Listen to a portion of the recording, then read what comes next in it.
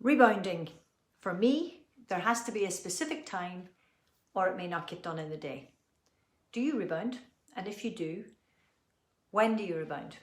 Are you somebody who leaves it to chance in the hope that it comes into your head and you'll do it? And if the rebounder's literally in your way, physically in your house, there's a good chance you will. Or are you somebody like me who, if I don't set it a time, it won't happen? Well, I espouse to it happening and hopefully it will. And quite often it does, because my rebounder is right here in my clinic room and I see it every day. So there's a good chance I'm going to get on it. But I do find that if I don't get on it first thing in the morning, number one, I don't feel like I'm set up for my day. And number two, I get too busy, I get too carried away, and then I'll do it then and I'll do it then. And then I might eat something and say, well, I'm not rebounding now. I don't want food bouncing up and down on me. Another point. So it's very important that we set ourselves a time, I feel. And maybe the reason you've fallen off rebounding, maybe you were rebounding, I don't mean falling off the rebounder, sorry, I need to watch my phrase there. The reason maybe you've stopped rebounding is because you got out of a habit, or you didn't have a habit in the first place.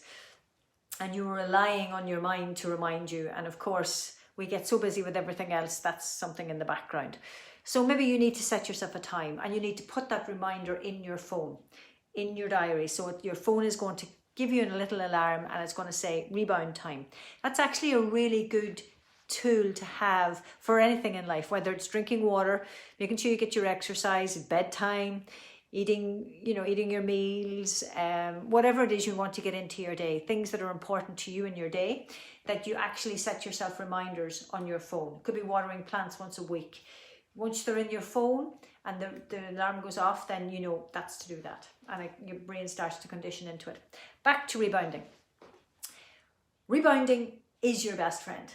And if you have been rebounding and you've fallen away from the habit of rebounding, I shouldn't have that word fallen with rebounding, should I? And you've fallen away from the habit of rebounding, then you need the habit. You need to set yourself a guideline. You know how good rebounding was when you were doing it. I hear from people. I love getting messages. I love getting the feedback to hear how you're getting on. When I have women in their 70s and just hitting 70 telling me of all the benefits that they have got from the basic Rebound for Wellness program that I have up on my website, it really warms my heart because they've done it right, they've done it slowly, and they're getting there. And then there's the people I get the mails from saying, I started rebounding, got a rebounder, and it's aggravated an injury in my back. And then I respond back and say, did you start really slowly with 1 minute of a very gentle bound and work your way up? And generally the answer is no. That's how slow it needs to be. Even if you don't have an injury in your back or an old injury. Here's it. This is my bungee sprung rebounder. You can't hear it really. And that's literally what it is for your first, just a little bound like that, as you're like a walking motion, and you're sort of leaning, I'll just show you sideways there. You're leaning slightly onto the balls of your feet, your back is slightly bent forward, your head is looking up, and you're sitting into your pelvis, okay, knees slightly bent, and you're doing just like a little walking motion for 1 minute, and that's your first minute on your first week. Eventually, I bring you into a bound and then I bring you into mixing the two together. You'll get that in the Rebound for Wellness program and you can follow it there. You don't have to think about it. And that program is for 20 weeks. So it'll bring you right through and you can stay at a week for a certain amount of time. There's 2 programs up there at the minute, the basic and the intermediate. If you followed the 2 of them and needed to stay at certain weeks for longer than 1 week, you get a whole year's rebounding out of those 2 programs, maybe longer. And a program can help you stick to your regime as well.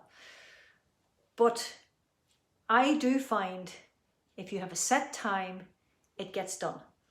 I get up in the morning, I drink some water, I come down the stairs and I'm on that rebounder. I'm at 20 minutes a day. I'm rebounding for over 15, 20 years, but all I need is 20 minutes a day. Some days I feel enthusiastic and go to 30. And I do what I call an advanced level of rebounding where I am really going at it. It's really effective for menopause support. It's really effective for lymphatic drainage. It's really effective for pretty much everything. It works. Every cell in your body, every muscle, every blood vessel, everything gets worked. It works. and slow and steady wins the race. You will notice a difference after 20 weeks and you might think, sure, I'm hardly doing anything on that rebounder. Why have we got this idea in our head that exercise has to be difficult, it has to be hard, we have to be killing ourselves to get results? With rebounding, you don't.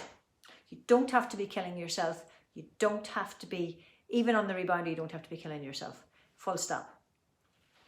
Check it out. Go to my website, the link is here, check it out. And if you have friends who are in the menopause, get them to check it out as well, because rebounding works. But remember, you always rebound at your own risk. Okay? And if you have any questions, please message me, PM me, or any comments. Or if you are rebounding, let me know how you're getting on. Thanks for watching.